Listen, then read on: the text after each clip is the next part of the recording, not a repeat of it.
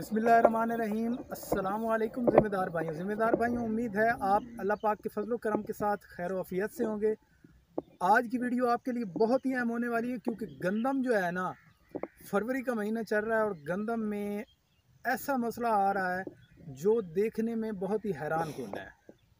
गंदम में टम्परेचर बहुत तेज़ी से बढ़ रहा है और पछेई गंदम है या अगेती, बेशक 1 फुट पे खड़ी है, बेशक बड़ी गंदम है, वो सारी की सारी जो है ना सिट्टे निकाल रही है। और सिट्टे निकालने के साथ साथ जो है ना वो टम्परेचर की वजह से ही वत्तर खुश्क होते जा रहे हैं। तो ये सारी कंडीशन और इनका हल आज की वीडियो में आपको बताने वाला हूँ। तो चैनल पर नया है तो सब्सक्राइब कर लें, वीडियो को जल्दी से लाइक कर दें ताकि इस तरह की इंफॉर्मेटिव वीडियो आप तक पहुँचती रहे। तो मेरे कैमरामैन अगर आगे आके आपको दिखाएं कि गंदम का कद बिल्कुल छोटा है और छोटा होने के साथ ही इसमें जो है ना गोब की हालत गंदम बना चुकी है और जो सिटियाँ भी बाज़ जगह पे हैं। हालांकि इस गंदम का कद जो है ना 1 फुट भी नहीं है और इसने सिट्टी निकालना शुरू कर दी है। और जो चीज़ें मैं आपको दिखाने वाला हूँ वो आप देखकर हैरान होंगे कि ये देखिए गंदम के पत्ते जो है ना काफ़ी ज़्यादा मुड़ चुके हैं। इसकी वजह क्या है? इसकी वजह एक हार्ड टम्परेचर है और उसी का हल मैं बताने वाला हूँ।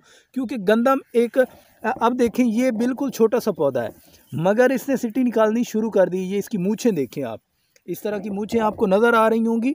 ये चीज़ें जो है ना आज की वीडियो में क्लियर करने वाला हूँ। आप मेरे पीछे देख सकते हैं कि गंदम जो है ना बिल्कुल खूबसूरत रंग में खड़ी है, खूबसूरत है, मगर इसमें सिट्टे निकलने का अमल शुरू हो चुका है। और ये बहुत ही ख़तरनाक बात है क्योंकि अगर कद नहीं पूरा होगा, कद छोटा होगा, तो सिट्टे जो निकलेंगे वो करामत नहीं होंगे।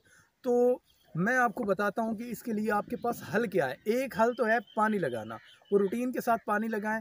चौथा पानी अब लगने वाला है और उसको लगाएं। और उसके साथ जो ख़ास चीज़ है, अगर वो आप इस्तेमाल करेंगे तो जो टम्परेचर गंदम को चाहिए होगा वो उसको मैसर हो जाएगा। तो टम्परेचर इसका बरकरार पौधे का किस तरह किया जा सकता है? तो वो इस तरह किया जा सकता है कि आप इसमें पोटाश का इस्तेमाल करें। पोटाश का इस्तेमाल से क्या होगा? पोटाश के इस्तेमाल से ये होगा कि गंदम को जो टम्परेचर चाहिए वो मुतदिल करके इसको जो है ना पोटाश फराम करेगी।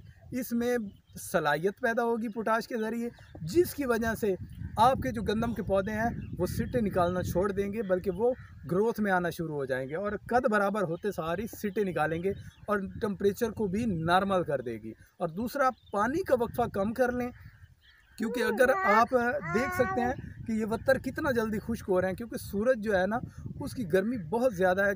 असल में गंदम को टम्परेचर कौन सा चाहिए होता है? 20 डिग्री सेंटीग्रेड। और इस वक्त जो टम्परेचर हमारे इलाके में चल रहा है वो है 25 डिग्री।